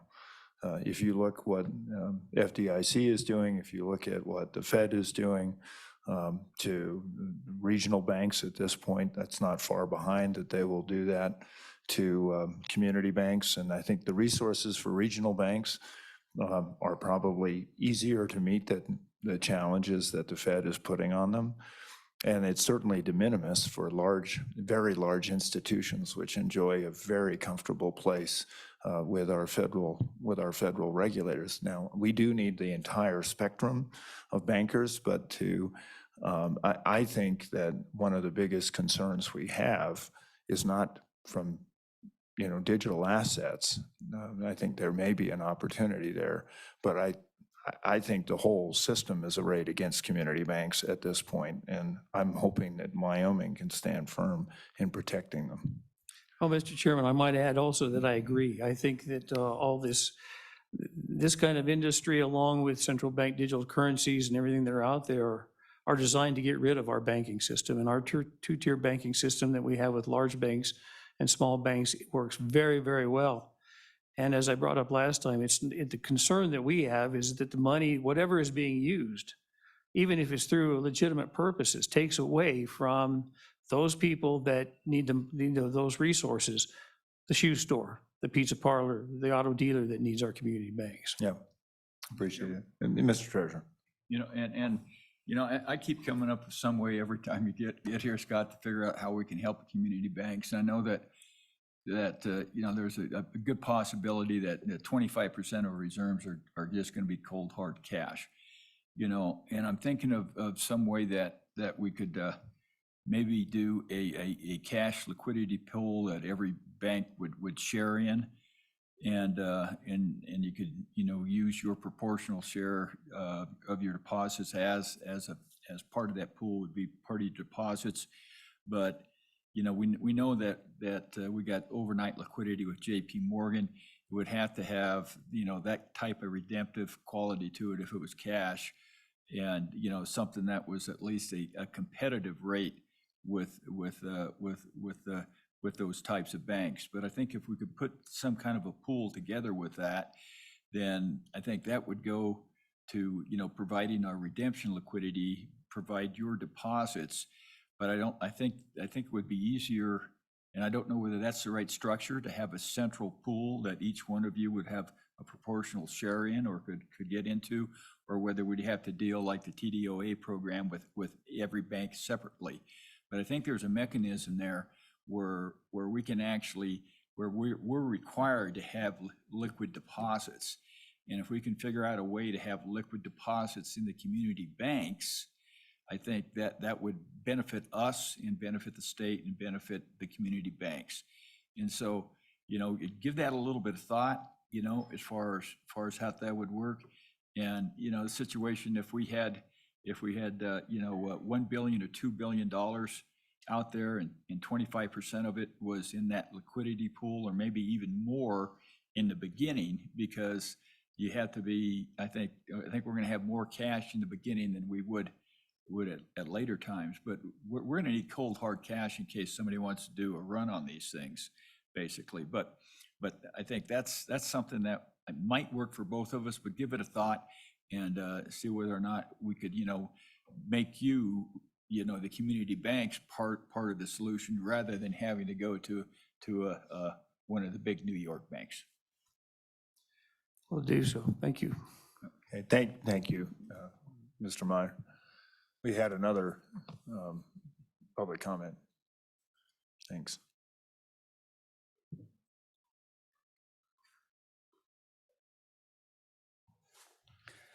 Morning, Governor, Commissioners, Director Apollo. My name is Louis Morgan. I'm the co-founder and CTO of Black Time Financial. Our company, founded in 2017, is a middle and back office blockchain infrastructure provider. We utilize blockchain for tokenization, payments, and asset transfer. We encourage the Commission to continue to research a multi-chain approach for the WST token. A fast, low-cost blockchain would help solve many of the use cases in the business plan, such as distribution of financial services, retail token holders, and efficient management of social programs. We have completed a project similar to the WST for a regulated financial institution. We specialize in the Stellar blockchain used by MoneyGram, Franklin Templeton, Wisdom Tree, among others. It is used for a CBDC pilot projects in several countries such as the Ukraine, the Philippines, and the Marshall Islands. It has a much lower transaction cost at 1/10,000th of a cent and block confirmation times of 5 seconds. It's been in use since 2014. Its new state-of-the-art smart contract platform called Soroban will go live shortly. Blocktime Financial provides user interfaces, APIs for asset creation, payments, anchors, that's the on and off ramp services for the LSPs, statements, custodian services, and more. My co-founder and I each have 30-plus years in the financial services industry, and as such, our platform has a focus on regulatory requirements and data. On November 2nd, we created a test WST token on the Stellar testnet and FutureNet. It's 2 test networks. Since then, we have processed over 150,000 payments and thousands of trades between 2,997 accounts for about $2 in blockchain transaction fees or gas. There are examples of markets between the WST and the USDC stablecoin and the XLM, the native token for the blockchain, and liquidity pools. These examples can be seen on the Stellar Expert Blockchain Explorer website if needed. And again, we urge the commission to continue a multi-chain approach for the Wyoming stable token. Thank you for your time, and I'd be happy to entertain any questions if you have any. Thank you very much. Any questions? Any questions? Well, thank you. And I would encourage you to consider working with our director to respond to the RFI. We will be doing that. Thank you. Thank you very much. Further public comment? Further public comment? Further public comment? Well, thank you.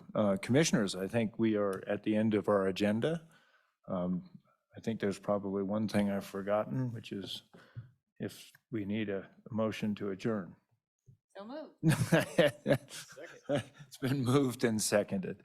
All in favor signify by saying aye. Aye. We are adjourned. Thank you very much. Thank you for those who are here as well. Thank you.